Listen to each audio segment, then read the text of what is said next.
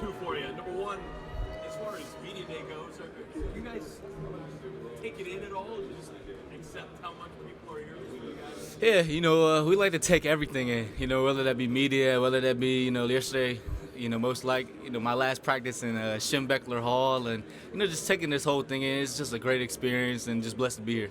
Big Ten Media Day, you said you had one goal this year. You had unfinished business is the word you used. Now that you're one game away from finishing that business that you came back for, have you kind of sunk in the magnitude of this game for you guys? I haven't, and I haven't even taken in really the win that we had last week, just because I'm so laser focused on finishing the job. I know this is the biggest game of my career. I know, what I bring to the table. I just got to bring me. I got to do what I can do for our team, and let the game speak for itself. After 60 minutes, look back and just know I gave it everything I had. But I'm just so locked in right now, and we'll be ready.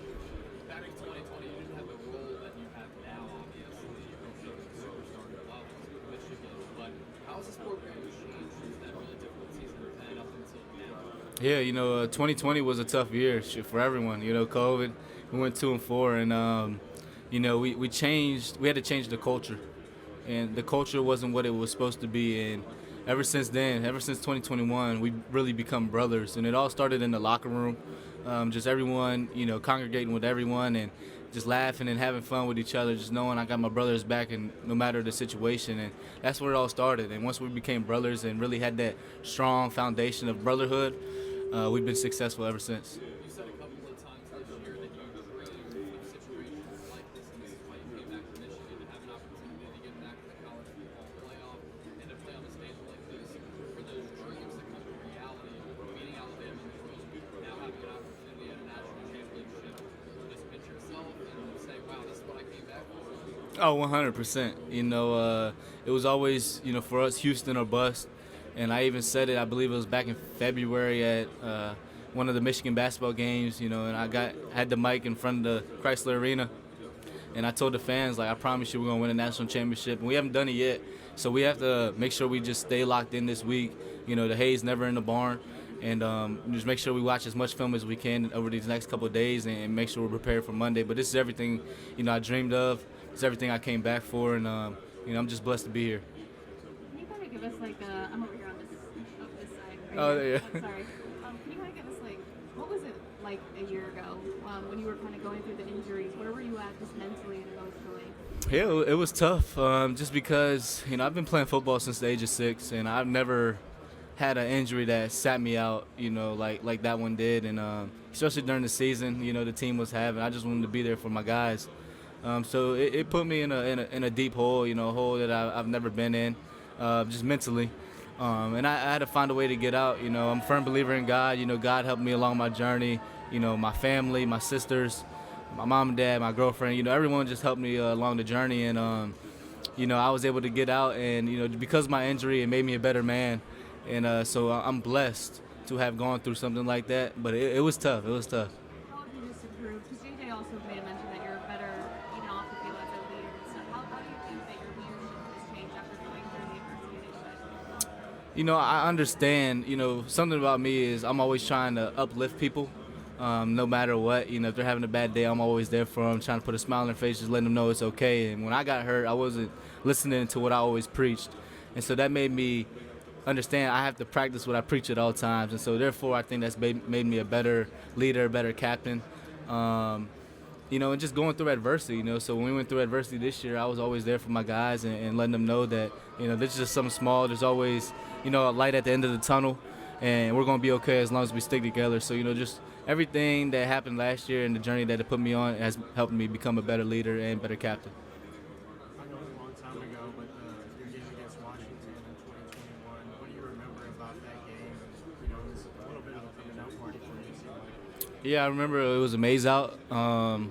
It was electric. We had a maze out. The fans were great, and I expect them to be great Monday.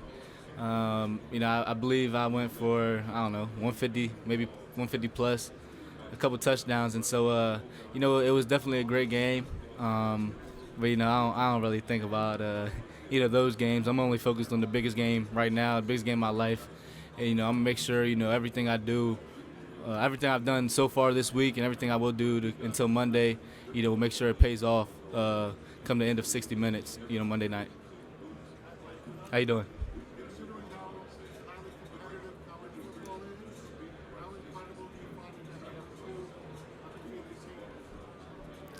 That's hard to do. It's hard to do to go a whole season, not losing a game. And, both teams have had very close games, games they might have could have lost. We've had one or two, and, they've had some. And so, it's incredibly, awesome to have two undefeated teams going into the national championship game. And it makes the game even better. There's something, you have to lose the national championship, but someone's going to end up going 14-1. And so, we definitely don't want that to be us. So we're going to do everything we can to make sure that doesn't happen. But it's awesome. Blake, I asked JJ what Coach Harbaugh's message to the team has been this week. JJ said basically trying to replicate past rules that winning the last field. Yeah. Has that been kind of a vibe or like a slogan? Yeah, Coach Harbaugh did say that. And I think that's what this team is doing. I think, we're ready to eat our last meal. We're all hungry. We're not full at all. We're starving. And so we understand that, last week's game was cool. Last week's game was fun. And we can talk about that, but we have to stick at the task at hand right now and focus on the job that we have to finish. And after that, we can talk about the Rose Bowl. We can talk about the national championship. But right now, we're just focused on, our practice, executing at a high level, paying attention to detail, making sure we can watch as much film as we can to make sure, Monday, we come out on top and make sure, we make all our Michigan fans happy, Michigan alum, and Michigan happy. How you doing?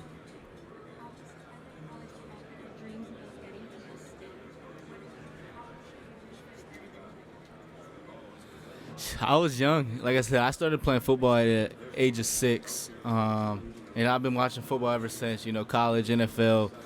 So this is something I've always dreamed of, just getting to this stage, getting the opportunity to play in the national championship, and what a blessing it is. I just thank God so much for allowing me to be here. I'm just so thankful to be given this opportunity. It's truly a blessing.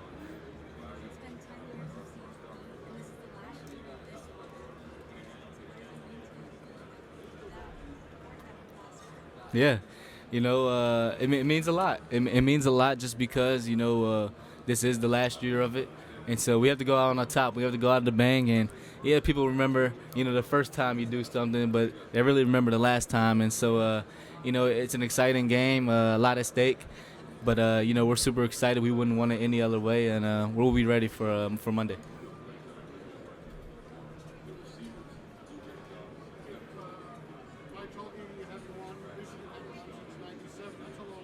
Yeah.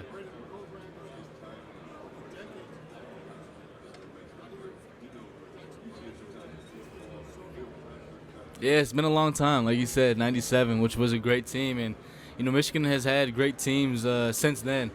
But, I think since it's been such a long time, it makes the stage even bigger just because, Michigan being Michigan.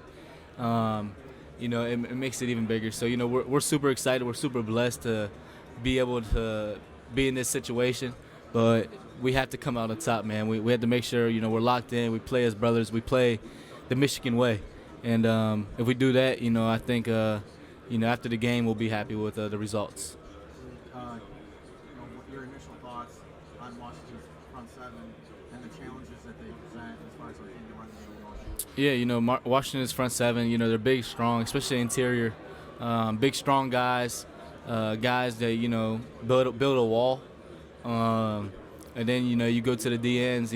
They're fast, strong, long. They can play DN, they can play linebacker.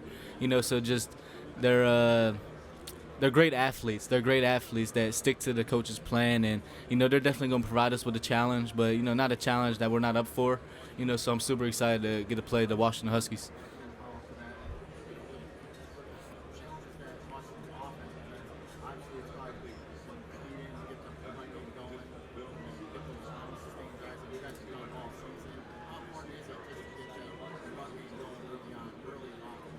Yeah, we must start fast, whether that be in the pass game or the run game. But, we must assert our dominance and show them, we're not there to, to play around. So I think it would be very important just to, have a diverse game, but, start early. Whether, like I said, that'd be, passing, running the ball. We must start early in whatever we do, just because, Washington does have a great offense, but, we do have the #1 defense. And so it's going to be a great matchup. I think, both teams are here for a reason. And, it's a blessing that we're both here. And, we're going to go out there and give everyone a good show. And I'm super excited. Blake, you guys have played in a lot of high-stakes games these past few months, whether it's close game in Maryland, Big Ten Championship, Ohio State, and an overtime win over Alabama. How do you guys avoid burnout after so many close games? How do we avoid burnout? That's easy. Just because, we know what the end goal is. And, something about my team, we're not going to stop until we finish the job. And, this is something we've been thinking about for years, and we're never able to get it. Last 2 years we lost in the college football playoffs and had to go back to the drawing board, just trying to get it over and over again. And we're finally here now. So we got it by the neck, but, we ain't kill it yet. And so, we have to, make sure, come Monday we're prepared for any type of situation we may get in. But, that's how we don't get burnt out, just because we're so laser focused on the job at hand and what we want. Blake, whether it's getting out turkeys or trying to get the toy drive, how important is it for you to be involved? Oh, that's very important. And I tell everyone, football is my passion, but giving back's my purpose. And I really believe that. I believe, God put me on this earth for something way bigger than football. I think I'm just, given the ability to use my football platform to help many others. And, it's truly a blessing, something that, I'm going to do the rest of my life. I have some big things coming up in the community, especially with starting my soon-to-be, nonprofit. And so I'm super excited, just to help anyone that I can, any chance I get, just to try to make the world a better place. I think if we all, come together as one, this world would be a better place. And so, that's what I'm trying to do. And sometimes it only takes one person, and then others will start to follow. So I believe I'm just trying to use my platform the best that I can, the way that God would want me to. It would mean everything to me, something, I've worked for, my whole life. Growing up, I never really hung out with friends. I always worked out. I was always training, and, just because I had these goals and dreams in mind, and, this would definitely be another stepping stone of mine. And so, it would mean everything to come out on top, come out victorious, and just check another box off along my journey. And, but it's just a blessing to be here.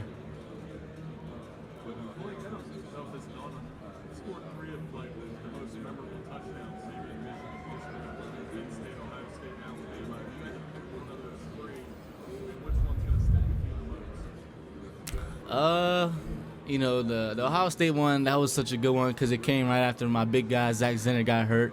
So that one's definitely going to stick with me. But,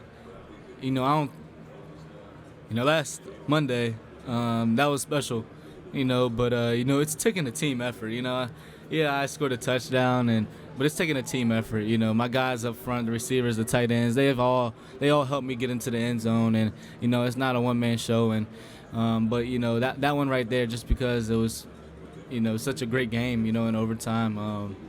So those are two tough ones, I don't know which one I like the most. You could have gone to the NFL, obviously, and you're coming at a time in college football where NIL is becoming a thing. Do you consider yourself an example of here's every reason to stay in college football, play one year and you're one step closer to accomplishing all these goals? Yeah, I think definitely people can look at, what I've done and say I want to stay, but it's also all about what you want. For me, I wanted to leave a legacy. For me, I wanted to be remembered, forever, not just for, scoring some touchdowns and stuff like that, but I wanted to leave a bigger legacy on and off the field. And, that was one of my main reasons in coming back. But, one of my other main reasons was coming back is being here today. So, I think for me, it was a great idea to come back just because that's what I wanted. But it just depends on what you want at the end of the day. Some people are different. But I think definitely people can use me as a reason on why to come back to any school. Part of the narrative, how are you Hey, good to you. Nice to see you. Part of the narrative for this game has been strength on strength, being Washington's offense against Michigan's defense as one of the offensive players and probably the bread and butter of this team. What do you guys want to prove and show against that Washington team? You know, we just want to show, we're not here to play any games. You know, we're here for strictly business. We're here to play a great football game, and, we're here to assert our dominance and obviously come out victorious. And so, like you said, Washington has a great offense, and Washington has a great defense, but we have a terrific defense, and we have a great offense. And so it's going to be a good one come Monday. But, we just want to start fast and show them that, it's going to be a long game, and we're not here to play around. We're here to play a great football game and may the best man win. And one final question. A lot of your teammates have used the term process over prize. With me, what does that mean, and where does that start with this team? Yeah, we said that like day one of camp, and this whole season has been process over prize, just because we've gone through a lot, a lot of adversity, a lot of trials and tribulations, you name it. We've been through it, but we always stuck to the process. We never got distracted, and because we stuck to the process, we are here today, as brothers and as the University of Michigan and as the Wolverines. And so, it's been process over prize ever since the first day of camp, and I'm glad we stuck to the plan. Blake, we talked with Nietzsche on last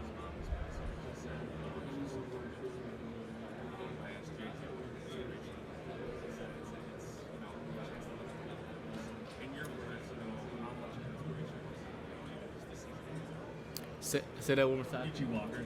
Oh. How inspiring is his story? Oh man, Michi, his story, very inspiring. To the point of like, even on my bad day, it's like, man, it wasn't as bad as his, but you couldn't tell. You couldn't really tell what Michi was going through because he was just so strong, mentally, physically. Ladies and gentlemen, And, please stand by as the Michigan players rotate podiums. He did everything he could to live out each day to the fullest. And so that's what we should do as humans. No matter what we may go through, if we think it's something big, there's people out there that are really going through tough times and they're not acting like it. So why should we? And so, his story is super inspiring. God bless him. I know he's looking over us. Yeah, Michi, man. Blake, last one. When you guys scored, JJ puts the crown on you guys. Do you remember how that started? How much fun has it been just to keep that going throughout the whole season?